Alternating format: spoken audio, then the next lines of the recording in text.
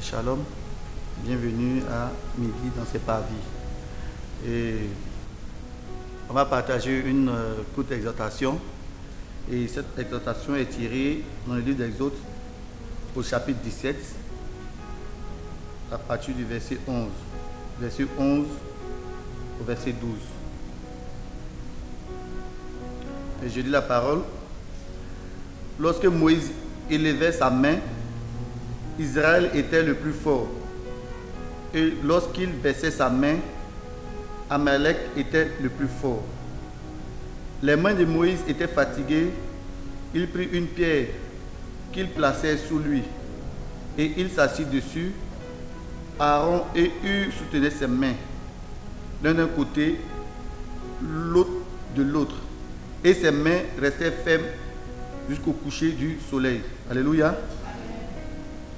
On connaît un peu le contexte historique. Et quand on lit ces versets, il y a quelque chose de vraiment marquant, de vraiment édifiant. La parole de Dieu dit, pendant la bataille, pendant que Josué combattait, Moïse était sur la montagne. Et lorsque Moïse levait les mains, Israël était plus fort. Lorsque Moïse baissait les mains, Amalek était plus fort. Il faut dire qu'ici, Amalek représente la difficulté. Amalek représente l'ennemi. Moïse, qui tenait la main, il levait les mains vers qui? Vers l'Éternel. Mais pendant que le combat perdurait, Moïse avait les mains qui sûrement étaient épuisées. Il était obligé de les baisser. Et c'est notre cas. Il y a des temps où nous avons les mains levées, où nous sommes vraiment forts dans la prière, où nous sommes réveillés, debout dans la prière, dans la méditation. Et dans ces situations, nous sommes forts, nous sommes vainqueurs face à l'adversité, face à l'ennemi. Et il advient aussi, avec le temps, avec les épreuves, avec la fatigue, nous devenons faibles et nous baissons les mains comme Moïse. Et quand nous baissons les mains, l'ennemi prend le dessus sur nous. Mais on voit à la suite que Moïse, étant fatigué, prit un rocher sur lequel il s'est assis. Et par la suite, Aaron et Hur viennent lui attraper ses mains. Quand nous sommes épuisés, nous sommes fatigués, nous avons des frères, des serviteurs qui sont là. Peut-être que la difficulté, peut-être que l'épreuve que tu traverses, toi seul, tu ne peux pas arriver à t'en sortir. Tu peux faire appel aussi à un homme de Dieu. Tu peux faire appel aussi à un frère pour te soutenir dans ce combat. Alléluia. Et en troisième lieu, il y a quelque chose qui m'a marqué. Moïse, étant fatigué, s'est assis sur le rocher. Parce que même étant levé, si ses compagnons lui tenaient la main, il allait être épuisé forcément. Parce que ses pieds allaient être épuisés. Mais Moïse s'est assis sur le rocher. Et le rocher symbolise Jésus-Christ de Nazareth. Et dans des batailles, dans les difficultés, quand nous sommes épuisés, nous avons notre rocher. Celui-là même qui ne s'épuise point. Parce que Hur et Aaron, eux-mêmes, tenant la main, eux-mêmes là, si la bataille perdurait, ils allaient s'épuiser. Forcément, ils allaient s'épuiser et la main allait baisser. Mais Moïse s'est assis sur le rocher. Ce rocher-là symbolise Jésus-Christ de Nazareth, comme je disais tantôt.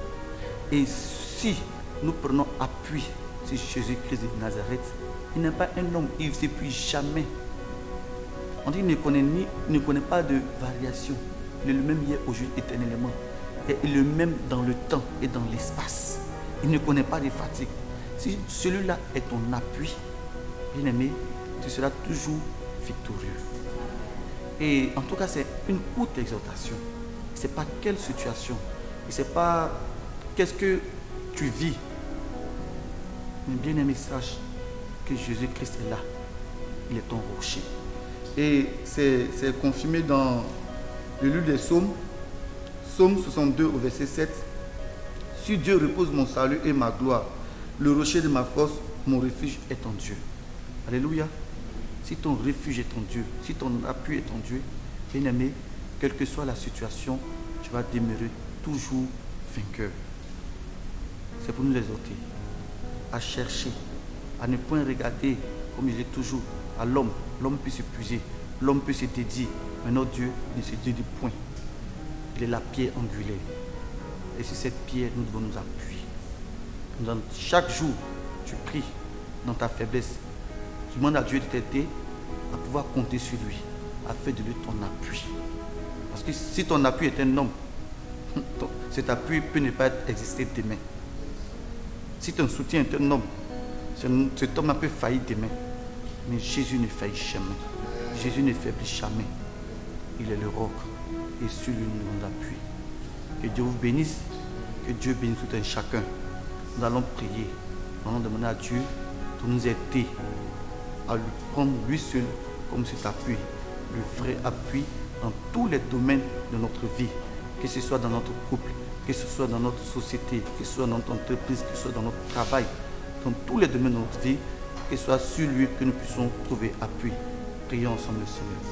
Oui, Seigneur, oh Jésus-Christ de Nazareth, Seigneur, que ce soit dans notre travail, que ce soit dans la quête de travail, que ce soit dans la quête d'enfantement, que ce soit dans notre foyer, que ce soit dans notre entreprise, que ce soit dans nos projets, Seigneur, oh Dieu de gloire. Nous, comme Moïse s'est assis sur ce rocher, donne-nous, Seigneur, de nous asseoir, de nous ancrer en toi, Seigneur, oh Dieu, pour que, oh Père éternel, nous soyons victorieux, Seigneur, oh Dieu, dans tous nos combats, Seigneur, oh Jésus. Oui, Seigneur, aide-nous, Seigneur, Dieu de gloire, Seigneur, oh Jésus. Merci infiniment, Seigneur, au Dieu de gloire. Merci infiniment, oh Dieu. Merci, Jésus. Merci. Amen.